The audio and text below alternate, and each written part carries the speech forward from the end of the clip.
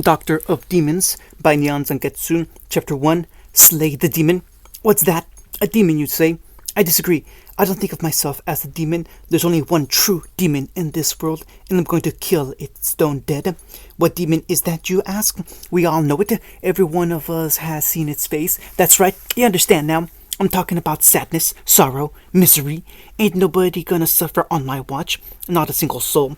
So raise your head, be proud. From this moment on, you're part of my family. Mind telling me your name? A doctor. Slay the demon. How does a man become a demon? Does hatred cause it? Medicine, perhaps? Or maybe it's just a bad bloody luck. Truth be told, I don't know the answer. For me, it's just sort of happened. By the time I realized the truth, I already was one. I didn't make a deal with the devil. Didn't sell my soul.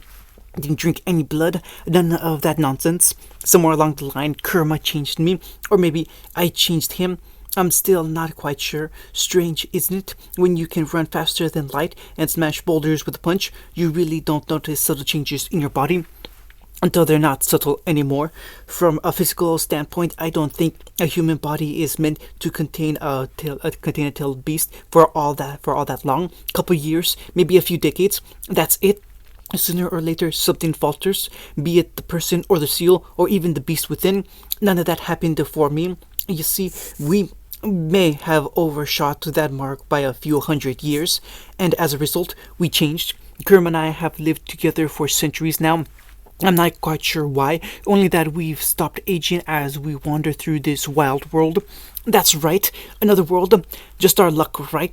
Believe me, it wasn't something we planned for. Stealing a goddess, fighting your best friends, falling out of our world, so thanks to his ill-timed jutsu. None of it.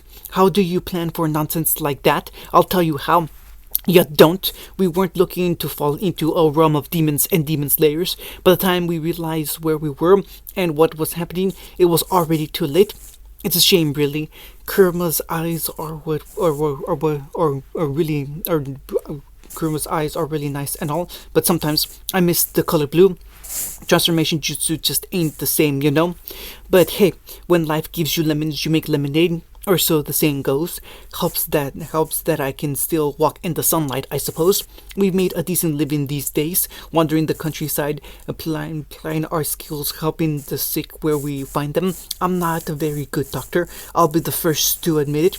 Most of what I've learned comes from trial and error. Believe me, there's been a lot of error these days. Still, I'm not gonna give up. We landed on this world for a reason. There has to be a reason. I'm not sure what it is yet, or whether I'll find it in this century or the next. Still, I'll keep at it. I have miles to go and promises to keep.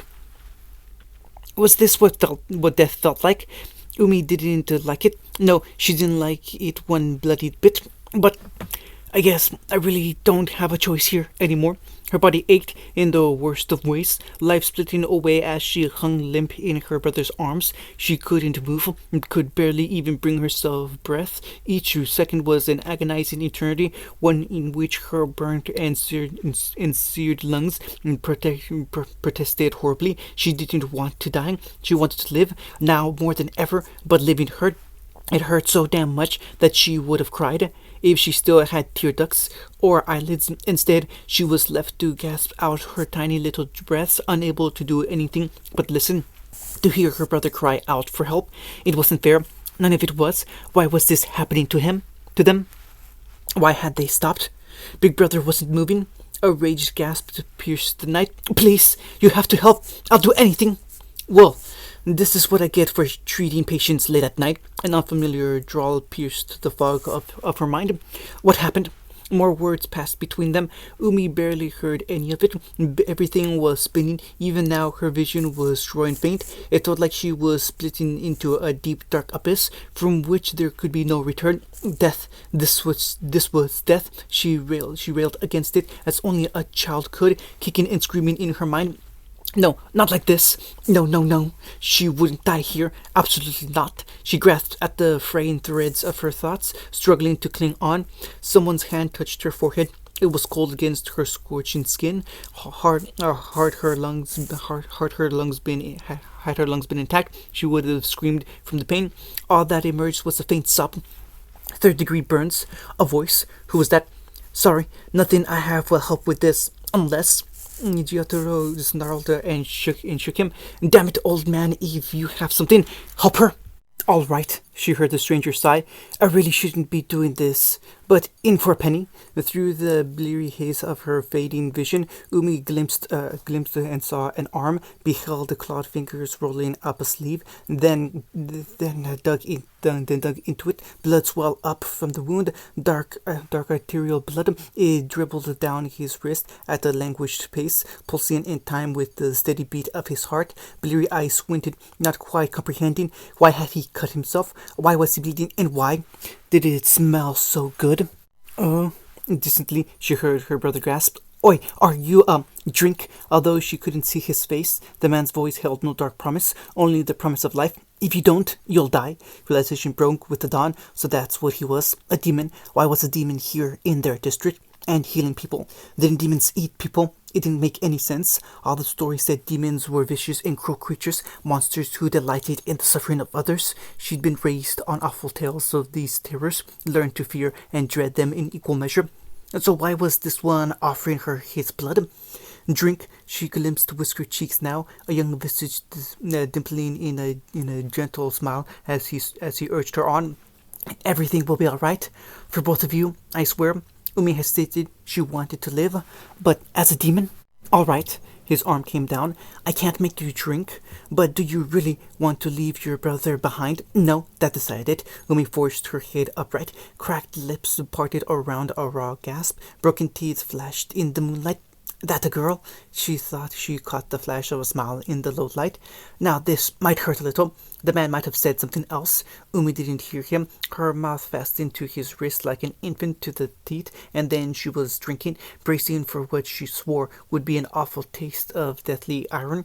But it wasn't. Strange as it might sound, his blood was sweet, like drinking rich sake. She sipped in until her mouth was full, and inhaled reflexively once it was.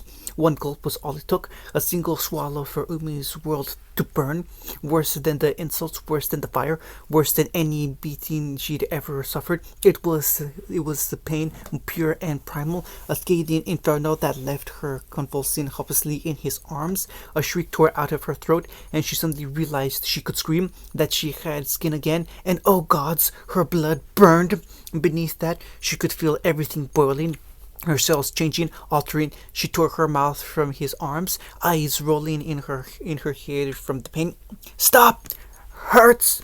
Distantly, she heard Jotaro's raged gasp and realized that he must have ingested blood too. Somehow the knowledge made her feel a bit better. At least she wasn't suffering alone. Without warning, the pain reached a crescendo. In her mind's eyes, everything went white. In that moment, she glimpsed a great fox, large and crimson, sprawled in a dark cavern before her. Ninetail swayed idly behind its bulk, and too late, Umi realized it was looking at her just as much as she was looking at it. Worse, it saw her. Then the world snapped back, leaving strength to surge through her, power like she'd never known. She gasped against it, back arching with the gasp, her hair once rich and dark, burnishing a stunning white. She must have begged at some point. She was sure she did, because she suddenly found herself wrapped in the stranger's arms, her and her brother both. She couldn't remember the last time someone had held her. Mother never bothered to. There was nothing untoward about this gentle embrace. No rational reason for it either. The strange man with those weird whiskered cheeks knelt down, so tall, and cradled them against his chest. He didn't make any demands of them, didn't say anything to insult them. He simply held them, using his body to shelter them. For two children who had never experienced the gift of human kindness, it was, well, almost like having a father. Umi didn't know how to feel about that, but weak, pitiful little Umi wasn't weak anymore. Now, was she? Not again, never again. With each breath she took, she felt her seizure grow weaker. She could move her limbs now, if only a little. Her entire body felt powerful, alive, in a way she hadn't been before. And yet, for all that, she could understand why this stranger was being so damn nice. Why were her eyes wet? Am I crying. It's okay now. Strong arms drew brother and sister close, sheltering them through their weakening convulsions. I'm here. You're both alright. It's all going to be alright. She sniffled it and clung tight. In that moment, Umi ceased to be. From that singular second, Daki was born. Preview. Daki, put your brother down. I already told you to not to fight. Fine. You can be such a dad sometimes. Don't know any other way to be, Missy. You're not human.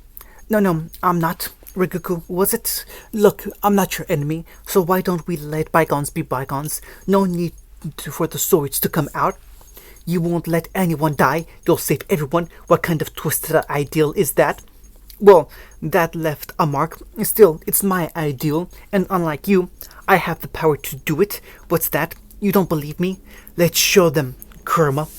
Hello, is Rui in? Naruto called out to the trees. I'd like to have a chat with you and your... A clawed hand flitted out, obliterating a storm of threats. Family? Pointless. A muscle jumped in his jaw. Lives have meaning. A vein began to pound in his temple, beating in time with his racing heart. They will always have meaning. What do you take life for exactly? What do you find so entertaining?